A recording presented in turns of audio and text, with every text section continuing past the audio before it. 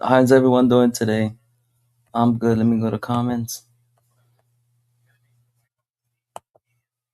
Another one.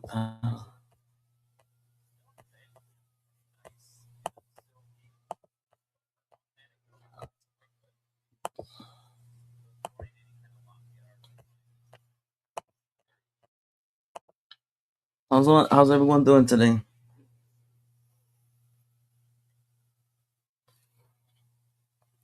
Me, I'm good.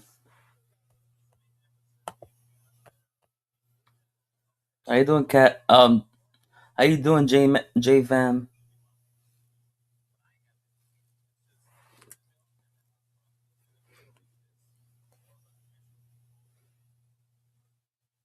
How's your day? Mine is kind of good.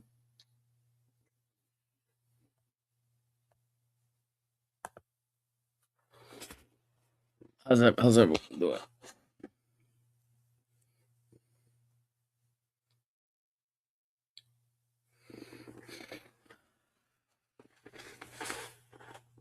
Ho ho ho! Merry Christmas.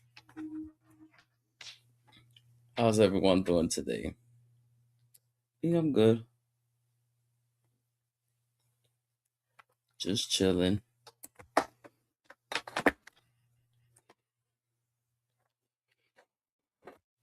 Me, just chilling. I'm live right now. Just plug in my laptop to make sure it doesn't die. That's what I'm using today.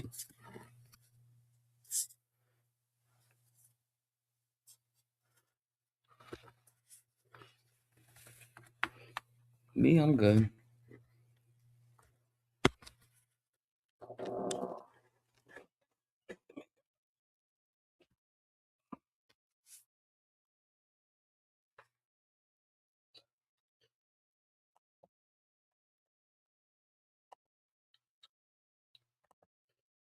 Mm. How are you doing? I'm good. You?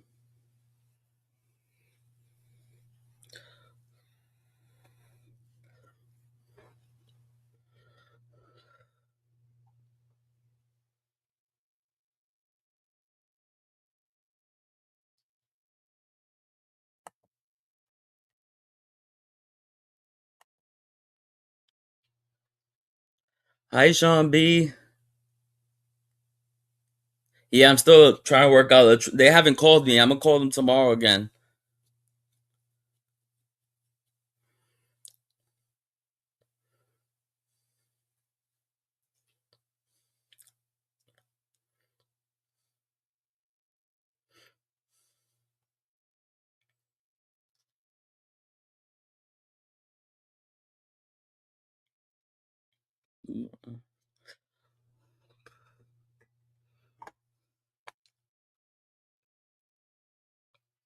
How was your weekend on J Fam? Sorry I didn't go live this weekend, but I wasn't feeling well.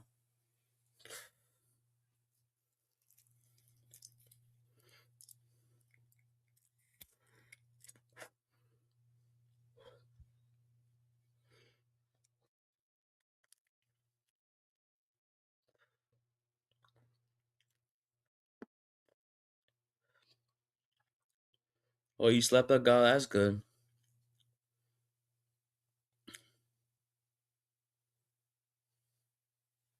Yeah, depression is the time of year.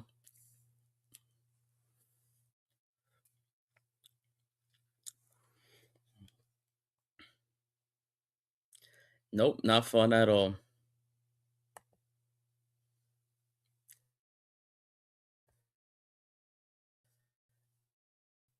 It is the worst.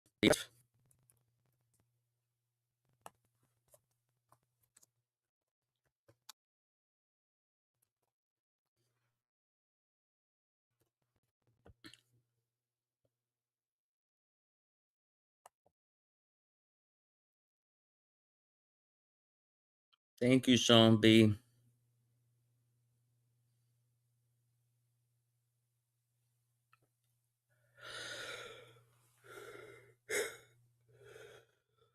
Mhm. Let's see.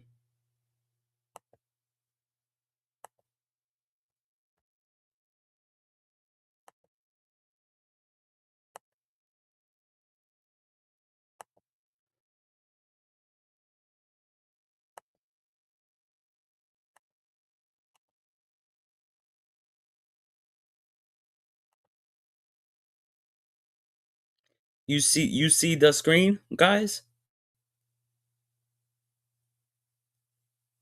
All right, I'm gonna share the audio now.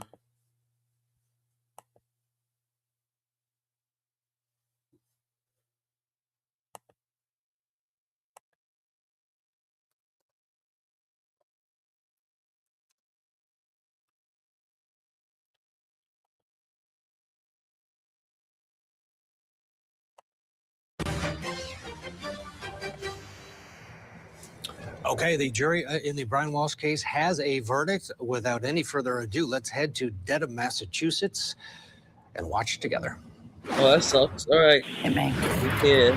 Mr. Hi, Foreperson, in J the matter of the fan. Commonwealth versus Brian Walsh, Norfolk Superior Court Criminal Indictment Number 2023-0091.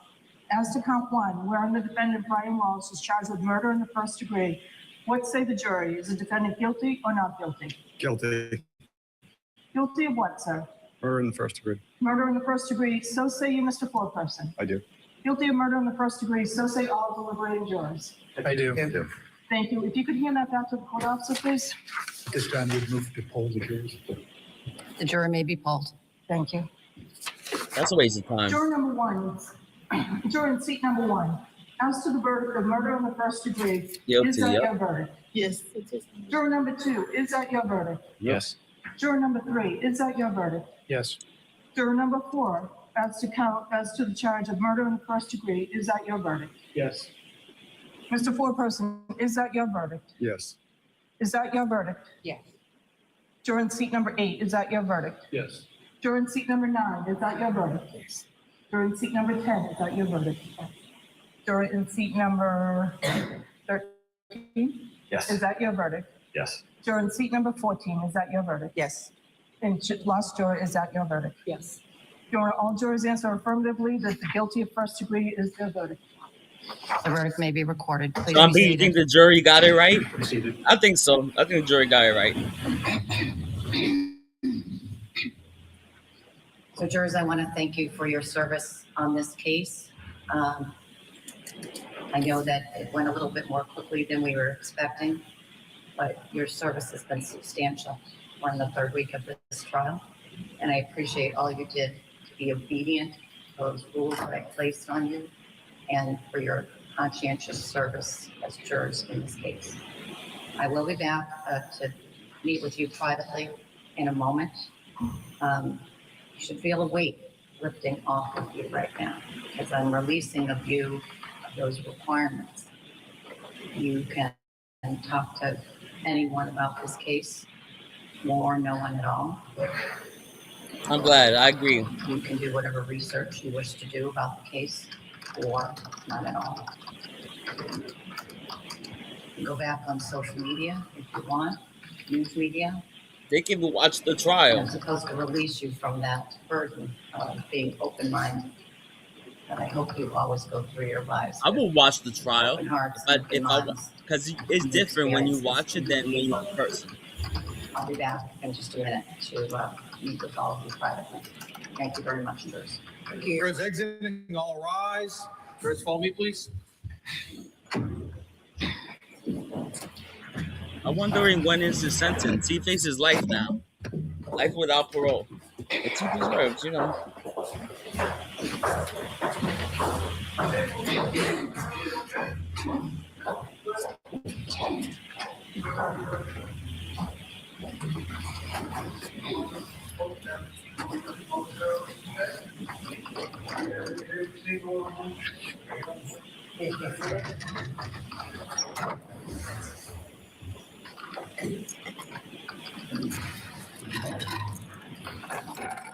When are we going to be in a position to have the victim impact statements and conduct the sentencing in this case? Your Honor, I believe that we could do it as early as Wednesday of this week, but I believe if the If it's available to the court, we can also do Thursday or Friday. I know that Friday's definitely not a good day for the court because I have other things scheduled. I anticipated the trial was going to be running, so I scheduled other things, although we could do it Friday morning. Does the defense have any preferences to the timing of the sentencing? Your Honor, given the Commonwealth's recommendations, we'd actually request Wednesday at any point, if that's possible. All right, I think it will be. Okay, there it is. Brian Walsh goes down, guilty of first-degree murder for killing his wife. I don't know. Took a little bit of time, 5 hours, but according to Vinnie Paltan, every day of testimony equals 1 hour of deliberation. So he wins again. It's actually under it because I think they went 8 days in this case. Matthew Mangino still with us. Lisa Bonner with us in studio as Brian Walsh stands up. His next stop after sentencing on Wednesday will be the Department of Corrections in the state of Massachusetts. Lisa, your reaction seemed like it was a no-brainer watching it. That's what I said. No-brainer. Surprise, This is surprise. that was an I easy don't think case, not anybody is guilty. surprised. The defense had to proffer something, right? But I think This we all was agreed that daytime. it was a pretty unbelievable story that they concocted The day and they after came tomorrow. up with. But again, you have to offer something. I was glad that he did not take the stand because that would have been much worse for him. But I'm not surprised at all. This is exactly what I expected. Matthew, as we watch him being let out of the courtroom in handcuffs, your thoughts? I guess this was a jury that did their job. They took it seriously. They were there for several days, and they took the weekend.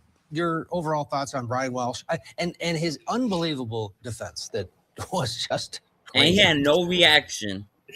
Yeah, I think you're right, Ted, and I think we expect that from a jury. I mean, we can sit here as commentators, watching this trial and say, "Wow, this is ridiculous." I mean, this is outrageous that they're insulting our intelligence. Guy finds his wife dead and decides to cut her up and dispose of her body. But we expect more from jurors. We expect jurors to be serious about what they do, to sit down, look at the laws as they've been instructed, look at the facts, and maybe go beyond what might be necessarily the knee-jerk reaction. Let's make sure everything's right here. And then that's our responsibility to the public and to the state of Massachusetts. And so I think they did what they are asked to do. They were methodical. They went into this open-minded, and they went through the evidence. They went through the law, and they came up with a verdict of guilty of first-degree murder. And I think that was the right decision. Yeah, I think a lot of people agree with you. Again, Brian Walsh, guilty of first-degree murder. That is life without parole in the state of Massachusetts, which he will be sentenced to, but not before the victim impact statements. And the judge alluded to that. Both sides are agreeing to Wednesday, and we, of course, will watch those take place. You can bet that Jim Mutlu, William Fastow, and others that we saw take the stand will be there. He shouldn't have done it. He wouldn't be in this situation.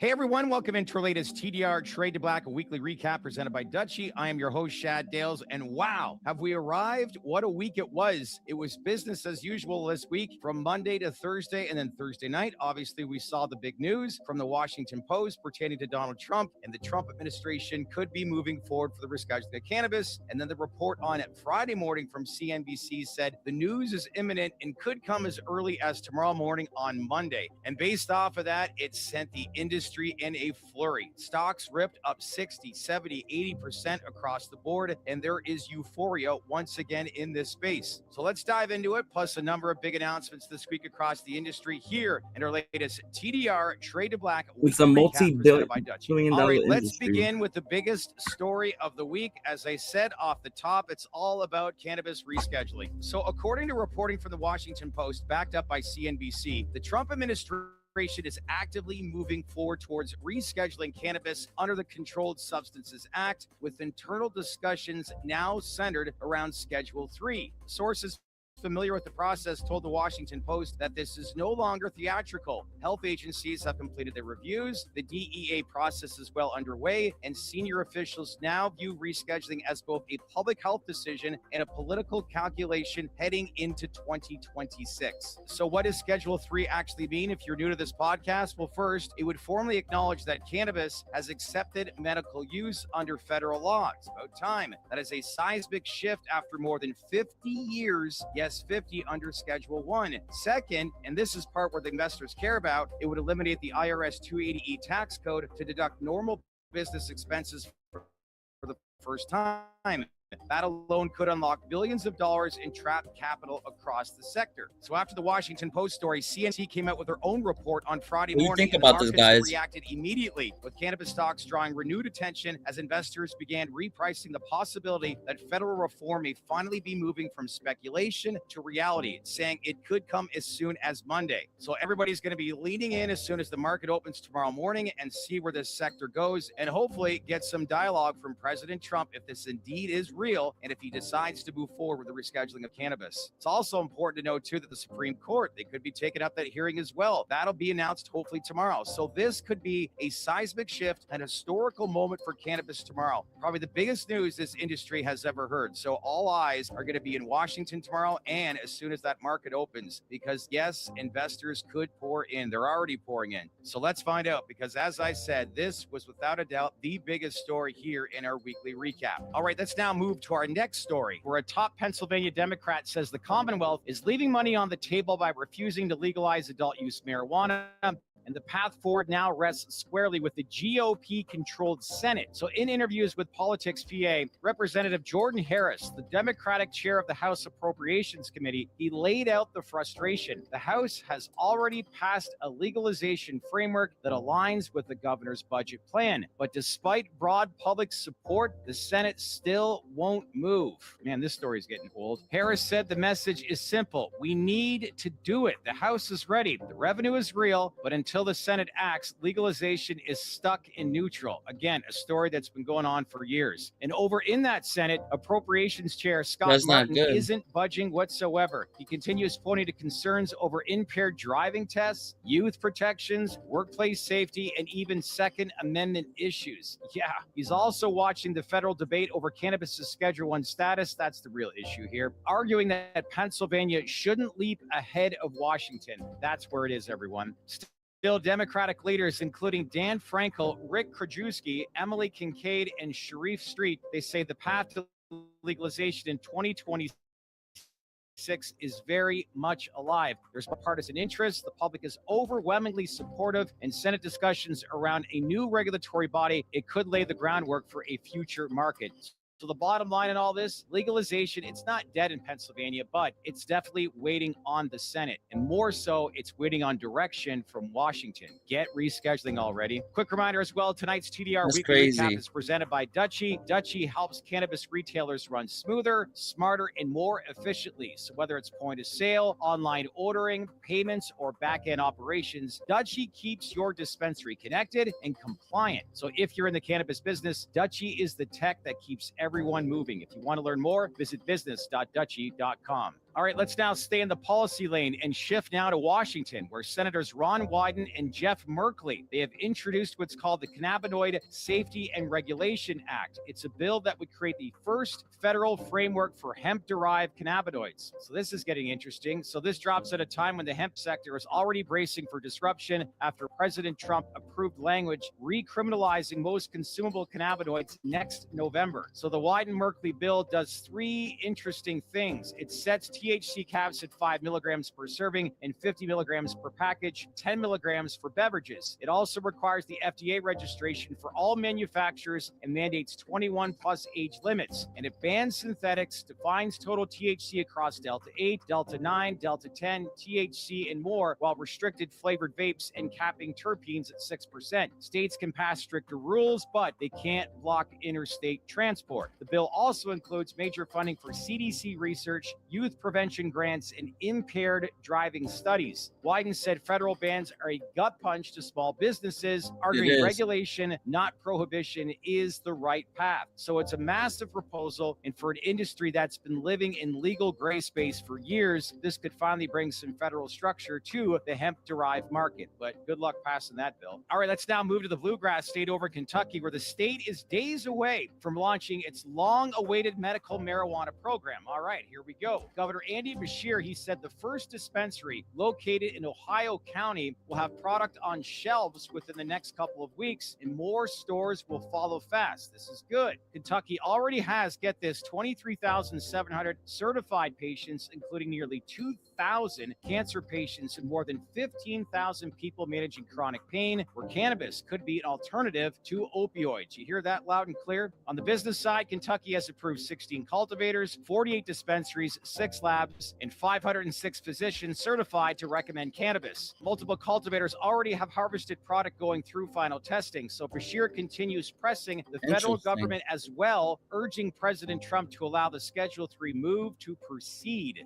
Let's go, Mr. Beshear. And after years of anticipation, Kentucky's medical cannabis era is finally about to begin. So job well done, Kentucky. All right, let's now move to a study and another major development this week. It comes from a new federally funded study published by the American Medical Association. Okay, you ready for this? Researchers tracked 204 chronic pain patients in New York's medical cannabis program over 5 years, each already on prescription opioids. After enrolling in New York's program, patients used 3.53 fewer morphine milligram equivalents per day than comparable non-cannabis patients. Again, you hear that? Lead author Dr. Deepika Slawick said the findings show that pharmacists supervised medical cannabis can reduce pain and meaningfully reduce opioid reliance. And they say marijuana doesn't have medical benefits. So the study itself, it was backed by NIH's National Institute on Drug Abuse, adding even more credibility to what medical cannabis patients have been saying for years. Cannabis is a legitimate tool for reducing opioid use. Keep pouring in that data. Multiple studies, domestic and international, now align with these findings as well. So this is all encouraging news for the cannabis space. All right, let's now move to the business front, beginning with, wow, blue skies for this company, Trulieve. Surprise, surprise. So the company announced this week a U.S. $100 million private placement of 10.5% senior secured notes due 2030. The notes will be issued at face value. They pay semi-annual interest and can be redeemed after 2 years. Canaccord Genuity is running the raise, and the notes will eventually be listed in Canada after the statutory hold. So you look at the big picture here for Trulieve, which has been in expansion mode and well positioned to benefit from any federal reform momentum. This cash injection, it supports CapEx and general operations, essentially fueling its long-term strategy heading into 2026. So that story, it only gets better for Kim Rivers and team. Next up is MaryMed, who is launching a powerful new initiative inspired by U.S. Army veteran Ryan Taylor, who is a Purple Heart recipient who found relief and community at Thrive Dispensary in Illinois. This is a great story. Taylor wrote an original song called Thrive Anna after connecting with the dispensary, and MaryMed will now play the song across all 13 Thrive locations nationwide. This is awesome. And before each airing, a veteran employee will share Taylor's story and highlight Freedom Sings USA. It's a nonprofit that pairs veterans with songwriters. MaryMed is also making a donation to the organization in his honor. So job well done by this team. It's a genuine feel-good story. If you're new, please like and subscribe. With healing and community. Again, job well done by the MaryMed team. This is great. Next up, let's now move to High Tide. Had some interesting news this week as it continues its aggressive retail expansion, adding 3 new Canna Cabana stores in cities of Calgary, London, and Brampton, bringing its nationwide total now to 218. The company is closing the year right where leadership expected: steady growth, strong performance from the discount club model, and continued momentum in both Canada and in Europe. And Speaking of Europe, High Tide also announced this week that their new location in Berlin has been temporarily closed. They will have more updates as to when it will reopen. So more information on that in the coming days or weeks. So we'll keep an eye on that one. Let's now move to Leaf Brands, who completed the full early conversion of its 11% convertible debentures over US $10.5 million in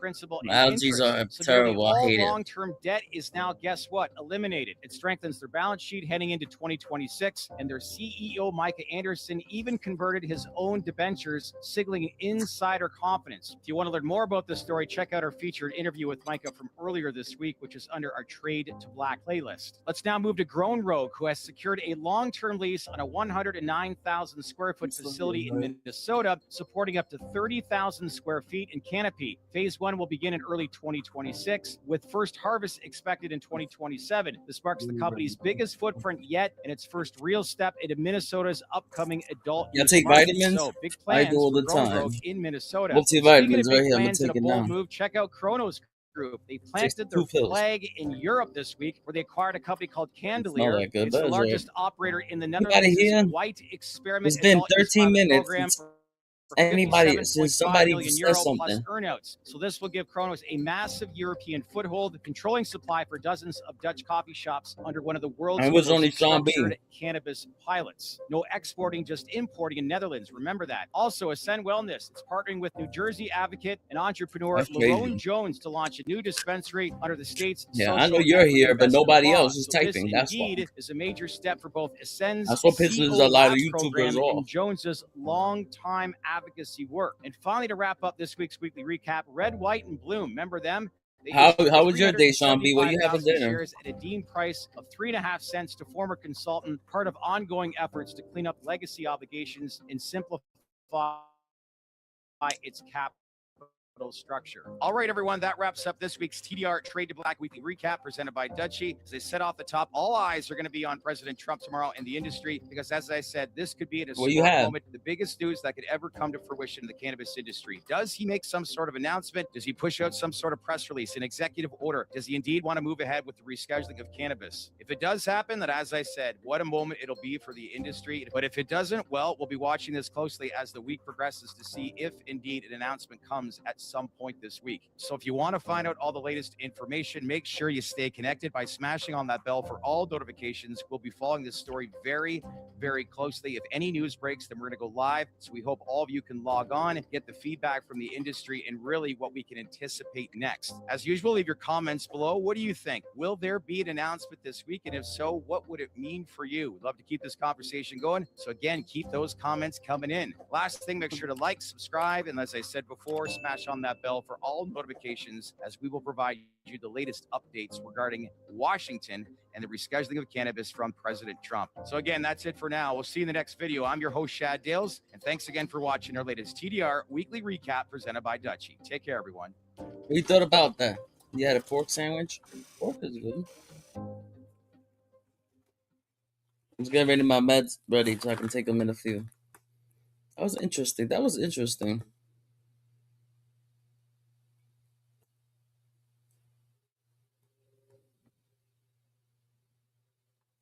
There was a couple of days ago, Chris Colwell. He got a beard now? That's funny. Why did Senator Rand Paul from Kentucky bring up hemp, of all things, at such a crucial moment when the end of the shutdown was there? You know what the answer is? Because this guy was trying to stop an injustice. This had nothing to do with shutdown politics. It had everything to do with him trying to shut down a dirty move by his fellow Kentucky senator, rewarding greed, rewarding special interests in our politics over the interests and wellness of millions of Americans. Senator Mitch McConnell sneaked in a measure that just effectively banned THC and CBD products. Weird target? Yeah. Random? Nope. He did this to please his bourbon-pushing buddies in Kentucky. As one of his final acts, the senior senator chose to help push poison at the expense of medicine. One medical study found 1 in 5 of us use hemp-derived THC or CBD gummies or tinctures or cream every year. I use them all the time. That is why hemp is trending on social media despite all the Epstein noise. This isn't simply about getting high. This is no more about going after hippies and counterculture. But even if it were, where do politicians get off judging that kind of personal behavior, period, let alone removing hemp for the benefit of alcohol? Alcohol is responsible for more death and destruction than just about any other substance. Wow. Excessive drinking kills 178,000 Americans every year. Alcohol poisoning kills over 2,000 Americans a year. Guess how many Americans die from CBD or THC poisoning each year? 0. Damn. Oh, but this was way past due. Hemp has been getting away with it when marijuana is regulated. Getting away with what? Safe pain relief and relaxation? Yep. Tens of millions of Americans turn to hemp-derived CBD and sometimes THC to help with pain, sleep, stress, anxiety. I guarantee you, if you don't, you know someone who does. I do. A lot of people recovering from injuries, physical or psychological, use these products instead of other much more heavy-duty pharmaceuticals. That's a bad thing? No. And for many, including me, they have become a much safer alternative to drinking alcohol. And that little bit is why Mitch McConnell just tried to submarine the industry. You smoke weed, Chris? It was McConnell who first legalized the hemp industry in his 2018 Farm Bill. Ironic, huh? So what changed? Money. Bourbon is huge in Kentucky. It employs over 20,000 people in the state. Wow. And the industry is struggling. Liquor sales are down 3% this year. Why? Tariffs and the fact that Americans say they drink less, especially since safe substances like hemp came about. The counter is, oh, no. This isn't about corporate greed. It's about kids who are getting hemp products because they're unregulated, unlike marijuana and alcohol.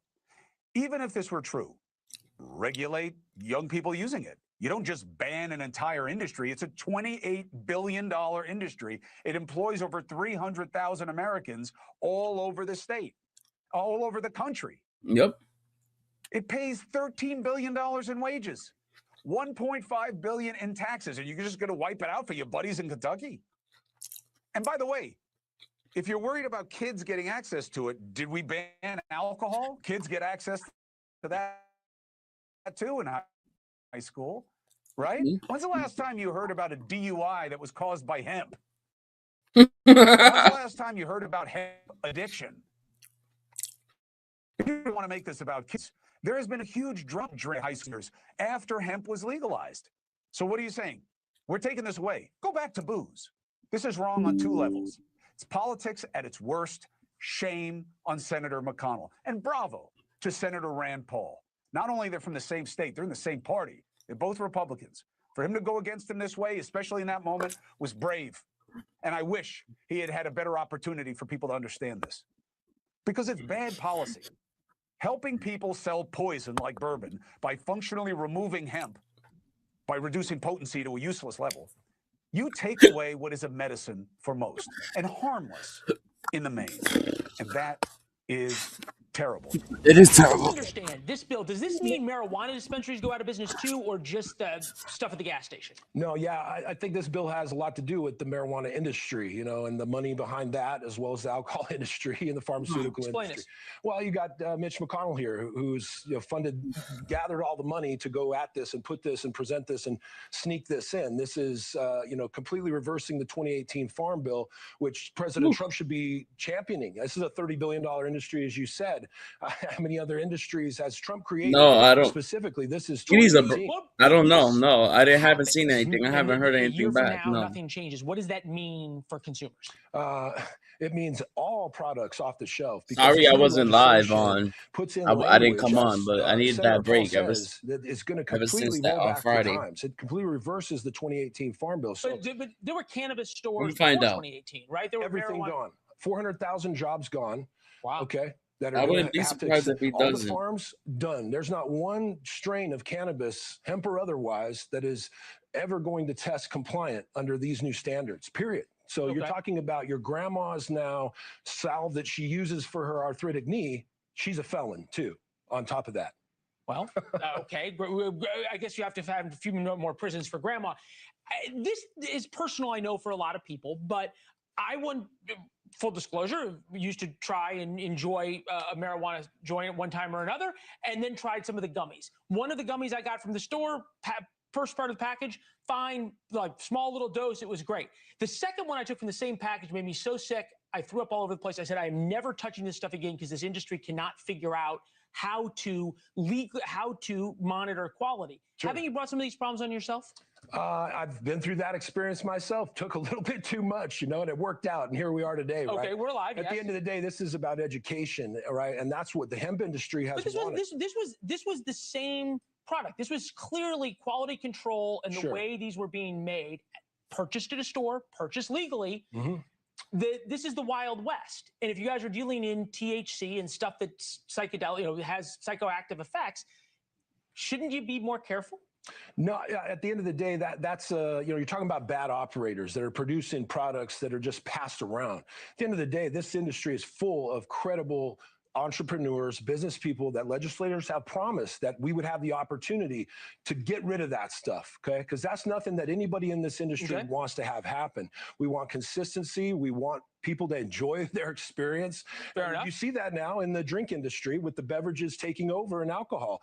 You're not seeing these situations. You're saying the cannabis drinks that are taking over. 100%. Okay, so American support for legalization of marijuana, which is something that on this program we've been in favor of. American support for legalization of marijuana in 1969 to 2025. It is down 14 points in 2 years. Down 14 points. What do we equate that to? A lot of misinformation at the end of the day. That's what happened before, and that's happening even more so now. And you implement this legislation, now we're going back to reefer madness, okay?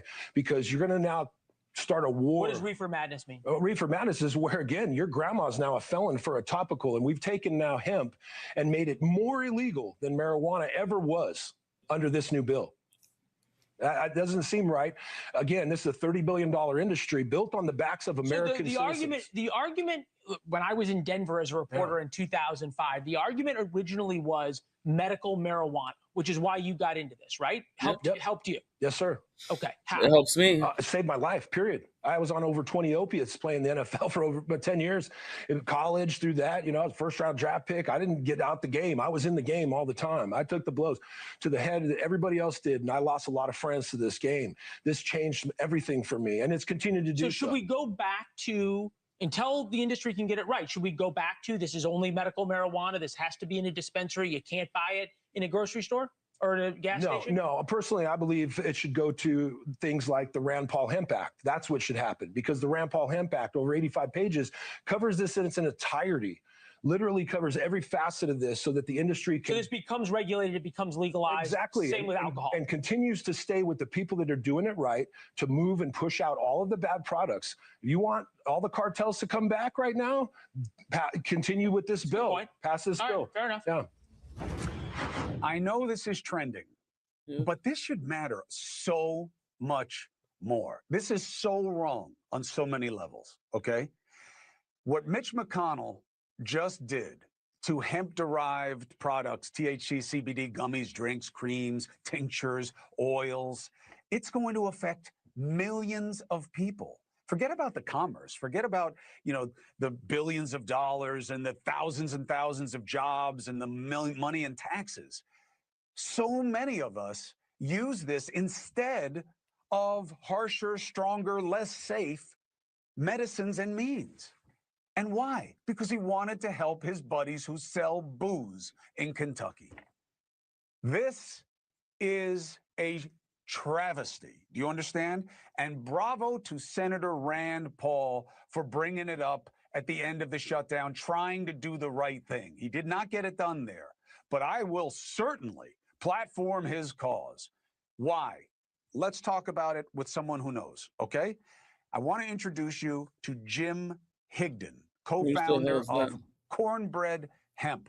All right, let's do it Socratically. Okay, Jim?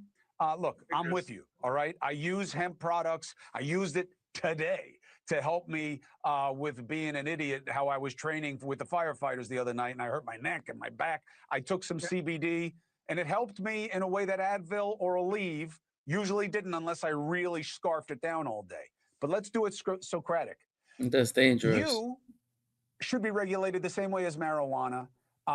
You got a loophole, and you are making fancy drugs to get people high. Kids are using it, and you should be treated the same way they are. A lot there to unpack, Chris. Thanks for having me. First of all, the plain language of the law of the 2018 Farm Bill allows for THC below 0.3%. And we've been following the precise letter of that law for the products we make here at Cornbread Hemp. All of our products are below 0.3 Delta 9 THC by weight by the letter of the law. We weren't exploiting any loophole. We were following the letter of the law written in part by Mitch McConnell in the 2018 Farm Bill. So to be accused of exploiting a loophole for the punishment that we received from Mitch McConnell in this last shutdown vote really adds insult to injury, because that's not what we have been doing. We've been following the exact letter of the law. We've been all right. So then he says, then fine. He says, then fine, Mr. Higdon. Then you'll be fine with these regulations that I'm putting in. These percentages, that's where you're at anyway. No harm, no foul. See ya. Well, the new percentages, the new cap on THC that Mitch McConnell has put into this bill that will become law in 364 days, right? 0.4 milligrams per package, right? Less than half a milligram per package. Yep. And that will make all hemp products Schedule 1 narcotics in less than a year. Now, here's the question. So what? Who needs this stuff? Well, I mean, you've answered this yourself. Millions of Americans, particularly older Americans, turning to hemp products for pain, anxiety, and sleep issues. Use it all the time. Especially as we age. And, like 60% of our gummy customers are over the age of 65. So this myth that all hemp companies had to go out of business to protect the children in the convenience stores doesn't match with the data that we see with our customers, because all of our customers are older adults. Why do you think he did this? Because the bourbon industry hates the popularity of hemp beverages. And because of hemp beverages and the popularity of hemp beverages, bourbon companies want us dead. And Mitch McConnell did what they wanted. Even though he was the guy who put hemp into the 2018 Farm Bill? Look, the bourbon distilling industry has a 95-year head start on how to play politics in Kentucky. We were new on the scene. We became popular. We felt really great about ourselves, and we just got smacked down really hard with people who had been waiting for 4 generations to do something just like this. What do you think happens next? What happens next is we have 364 days to fix it. And we finally have the attention of leaders in Congress who realize, hey, this wasn't something that maybe we should have done. People are paying attention. They thought this was Rand Paul running his mouth and trying to be relevant and hold up a process, and they were dead wrong. Rand Paul was right about this, and you will have a platform wherever I am to discuss what's happening with this whenever you want. You understand? Really appreciate that. Thank you. I mean, we have a lot of work to do in the next year, and it's going to take everyone, all hands on deck, who believe in this product to find ways to leverage the deadline that we have to get something done for not just for the millions of Americans who use these products, but for the farmers who are making it. The things that we have heard, people have been reaching out to us over the last few days, not just consumers and customers, but farmers across Kentucky, telling us how much hemp means to them, to their farms, and they're going to lose farms. Farmers are going to lose farms over this. We've heard too much to stop now. We're going to go I'm in DC next week. We're going to figure this out. Jim, I appreciate it, and all it's going to cost you is just a few 6-packs of that drink you just held up. No, I'm kidding. Got it. With this vote also comes an 11th hour provision that could devastate the hemp industry. That's right, the hemp industry. The $30 billion industry makes THC-infused products, everything from gummies like Delta 8 to THC-infused drinks. I'm just watching a video about weed. Used for joint and muscle relief. In Texas, the lieutenant governor there, Dan Patrick, celebrating the move, writing in part, quote, "This ban will save a generation from getting hooked on dangerous drugs, but it also could be devastating to his state, which is among the leading hemp producers in the country, and it's well beyond Texas as well. In states all over this country, look at the map. The hemp industry, well, they fear that the new language could mean an end to their business." Joining me now, Stacey McCaskill. She runs Hempstock Farms in Woodstock, Illinois. Carol Moss is an attorney representing the hemp industry. Carol, Stacey, thanks for being with us tonight. Stacey, let me start with you because you have that farm there northwest of Chicago, just south of Wisconsin. This language on hemp all of a sudden made its way into the spending bill. Are you going to go out of business? Absolutely. You said that it could destroy the hemp industry. It will absolutely destroy the hemp industry. And let me just give you one simple example. This is what a hemp plant looks like. This is the plant that we grow. From this plant, we extract this oil. This is a full spectrum oil. It just means, all it means is that we pull all the cannabinoids out of this plant and in order to get this product right here. So this product is what we put into our joint and muscle salve that you showed on the earlier screen there. The naturally occurring cannabinoids that are in this oil, THC is in there naturally. So but they don't want it above a certain level. It's not easy and to get. I know it's not easy to get licensed in New York. But they put a level per package. It's 0.4 milligrams per package. This jar right here is just a 4-ounce jar. And in this jar, we have nearly 3,000 milligrams of CBD and 150 milligrams of THC. This product isn't being marketed as a intoxicating product or a head high product. Even topically, that ratio, when you put it on your skin and it absorbs into your bloodstream, you're not getting high or intoxicated from this product. This product has no intent. It's not targeted towards children. You can see how our packaging is. I hear you, Stacey. I want to bring Carol in for a second here because I'm curious how you would respond to the lieutenant governor there in Texas, who says this is bad for kids. Well, that's just a continuation of reefer madness, of an old way of thinking about the cannabis as a plant.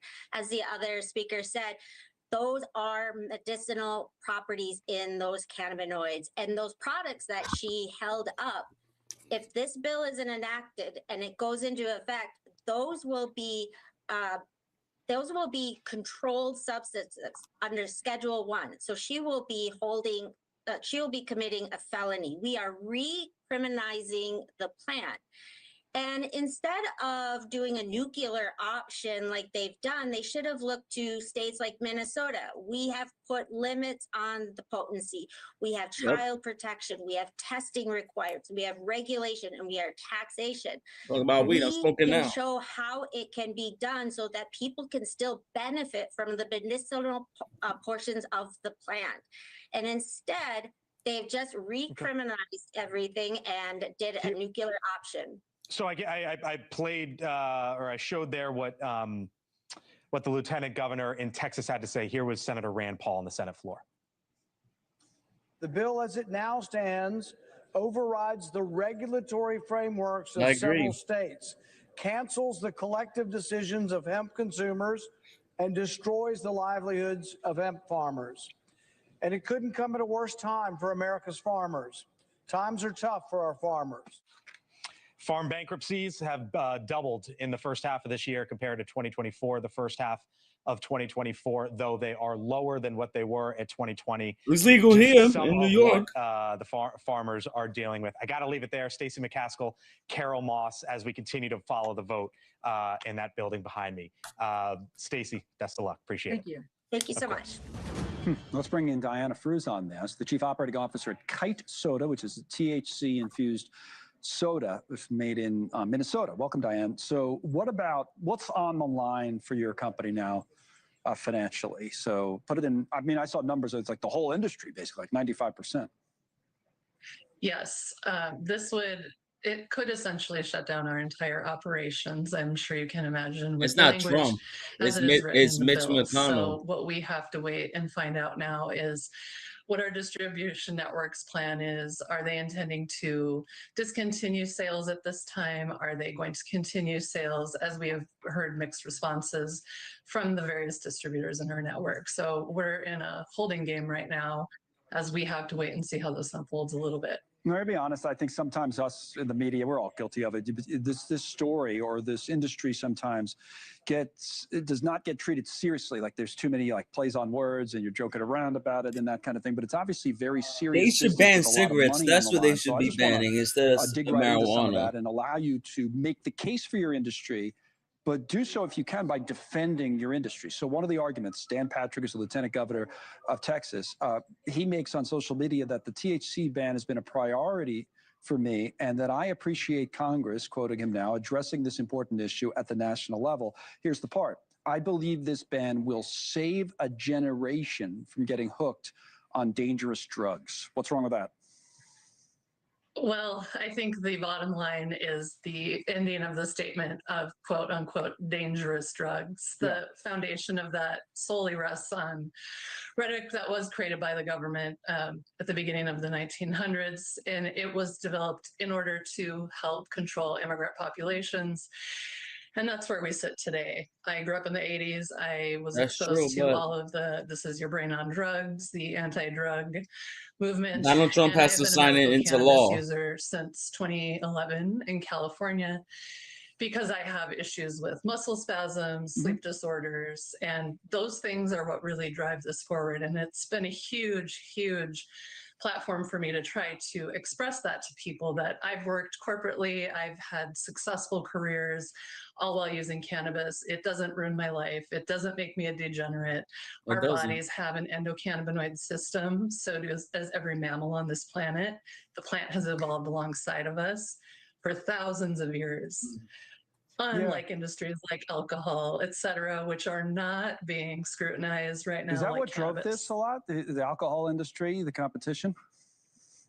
To our knowledge, yes, absolutely. It's been fighting against us. You know, but the other question I would ask, and this comes up with anything, whether sometimes it's come up in the past with alcohol, with smoking, all kinds of things, is how you market products like this, right? And I have a letter from the Minnesota AG to Congress. This was on October 24th, that many of these products created by manufacturers by They just want to manipulating kill us all. to produce synthetic THC are more intoxicating than marijuana, Schedule I controlled substance, and are often marketed to minors. So how would you or either address that and or change some of what's going on in the industry? Yeah, absolutely. From my experience, we've had extremely strict rules around how we can market. In fact, most platforms don't even allow marketing for hemp or cannabis. So for the claim to be made that we are creating marketing to children or under 21, I can handle pretty edibles. excessive in my opinion, because Just not I look at brownies. alcohol products out there and in my face every day is a product that I see Shaq promoting called Beatbox that is obviously marketed for children and underage drinking, but we don't have any outlets like I that. could do gummies. And we I had also have a lot of gummies scrutiny over a what couple can weeks be ago, on our and I products. will We've handle been it fine. compliant. We've had sign off from the Minnesota Pharmacy Board that our branding is compliant. And we do take it very seriously that it is the parents' responsibility, along with the industry responsibility, to create education and awareness around safe storage, proper usage, and how this impacts you if you do get your hands on it. Okay, interesting discussion on all this. Again, this is a big story for your industry. Kite Soda is the brand, but for the whole industry. So we thank you for coming on today, and we'll follow it, see how it all kind of shakes out. Washington just overhauled the rules surrounding hemp, and it could wipe out an entire category of THC products nationwide. This comes after states like Texas just fought and beat back their own hemp bans earlier this year. But this morning, business owners and parents are sounding off. Let's go to News Nation's Xavier Walton live in Texas, where the industry is massive and the stakes are even greater. Xavier, what changed in Washington, and how is that leading to panic in Texas? Alex, good morning. Well, imagine, spending years and years just off the ground and running, only to find out you're going to have your legs essentially cut out from underneath you. Well, the shutdown, it did more than just reopen the government. Lawmakers actually, they slipped in this language that closes what they call the Farm Bill loophole, that loophole that allowed hemp-derived, THC products like Delta-8, Delta-9 to explode nationwide. So under this new rule, any sort of hemp product with more than 0.4 milligrams, that's important, of THC per container, so it becomes illegal. That essentially wipes out nearly every edible, vape, beverage, and gummies currently on shelves today. And this isn't just Texas, this is federal. So every store, every state would have 1 year to comply or close. In Texas, the Lone Star State, this fight has been, a bit messy. Lieutenant Governor Dan Patrick pushed hard to ban these exact products. Governor Greg Abbott vetoed that ban, saying the industry needs, regulation. And it seems Washington may have settled that debate for him, but parent groups and recovery organizations, they call this a major win, pointing to sharp rises in teen use, poison control calls, packaging that just looks like candy. You look at it there, it does. They argue the market grew too fast without almost no oversight. Congress never intended to legalize marijuana just by a different, small chemical formulation difference. At the end of the day, legalizing these products, whether it's hemp derived or marijuana derived, it's really about money. It's about money for a small number of people. So business owners say this could crater Texas's $8 billion industry and jeopardize hundreds of thousands of jobs across the country. It's DEFCON 1 around here. I know a lot of other business owners in Alabama. Some of them have left the state or are leaving for, in January. And a lot of people, sucks. Just barely have anything on the shelves. DEFCON 1. So bottom line, Alex, time is ticking and the entire hemp market is bracing for whatever is to come. So, Xavier, what does the next year look like for the industry? Yeah, that's a great question. Nobody really knows, but a few things for sure. One, let's start here. Companies are going to rush to sort of like, back to the drawing board, reformulate or shut down to stay under that 0.4 milligram limit. Two, expect legal challenges too. This isn't the end of it. Industry groups are already, calling this a functional federal ban.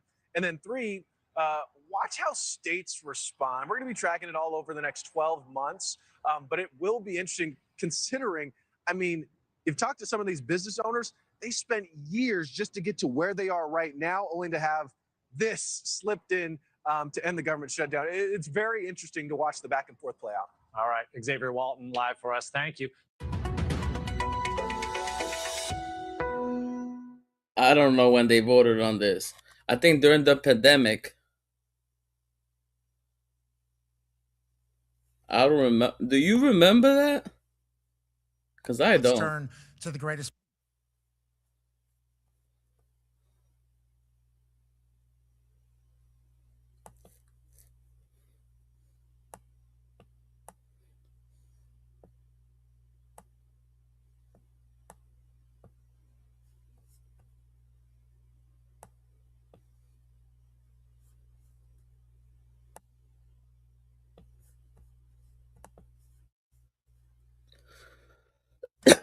Oh. Yeah.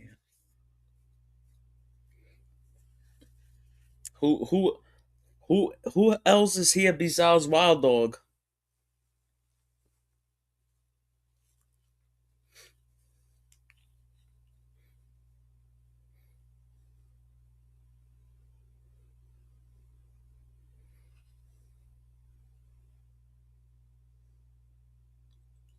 I'll find out right now. I'm gonna go on my YouTube on my phone. I'll find out. I don't think so.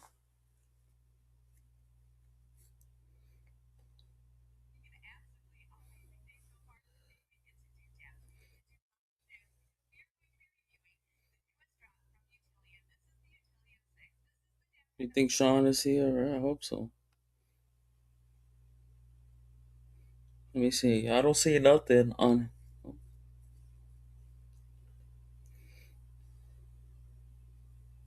Nope, nothing. No, nothing scheduled.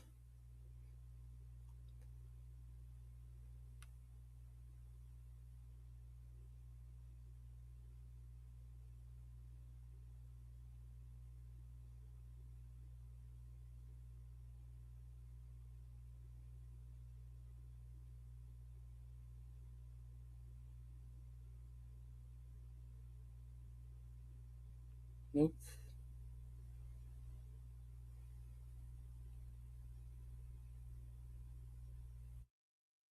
Nope.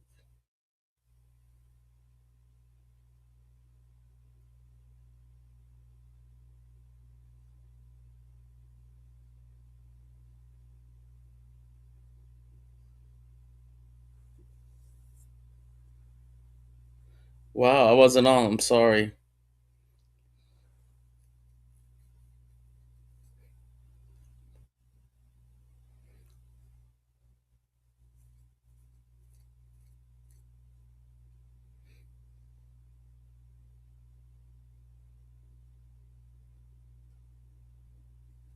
That's true.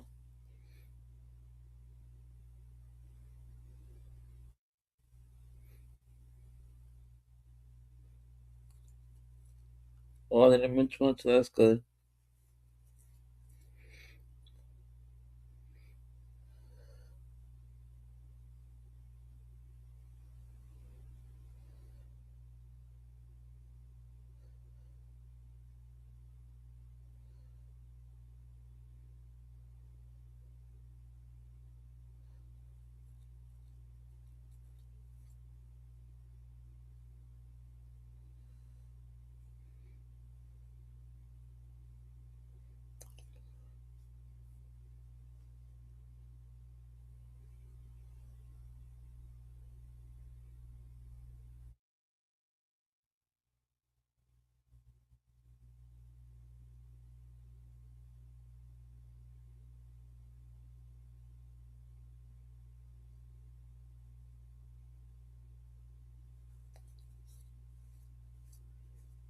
$7 and 14 minutes long. Wow.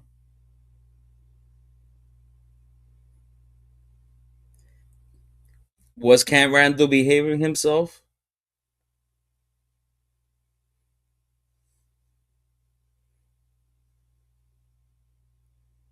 He was.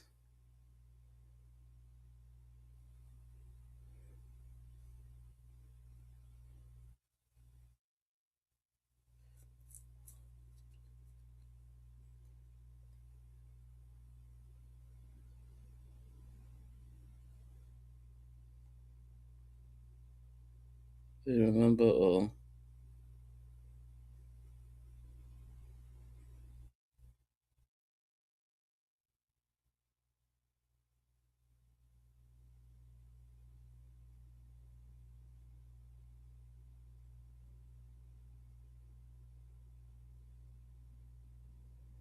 well, that sucks.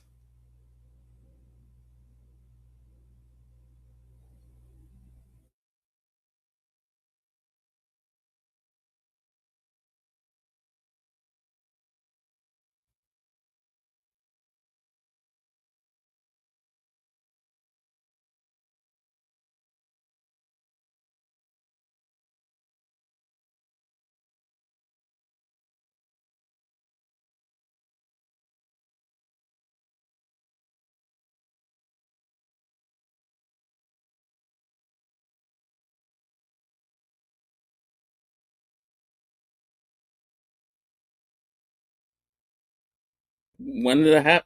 Oh, yeah. Casey was telling me about it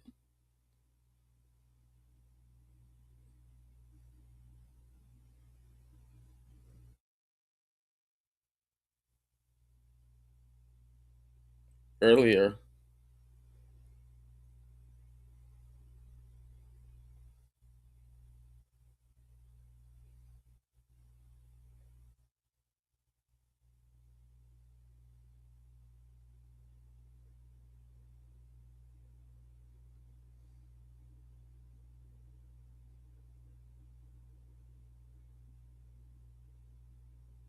Heard a lot of people died. No, like 10.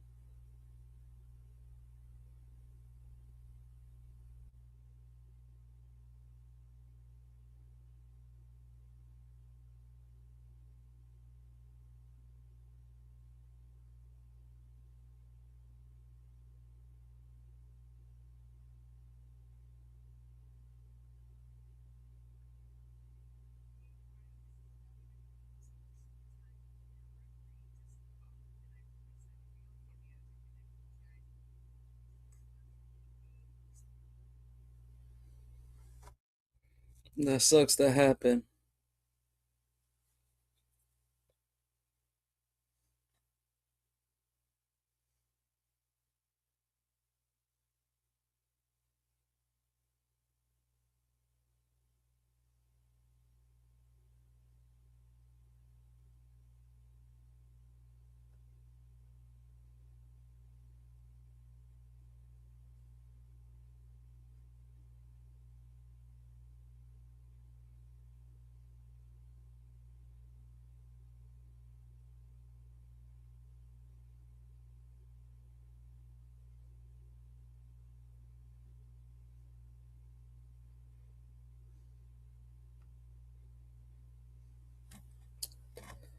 Oof, what time is it? All right, guys, I'm gonna take a break. I'll be back later. Thank you for joining me.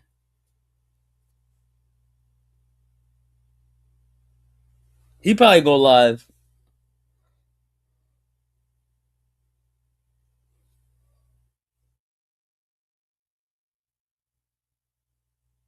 If he doesn't stream by 2 o'clock in the morning, I'll be back.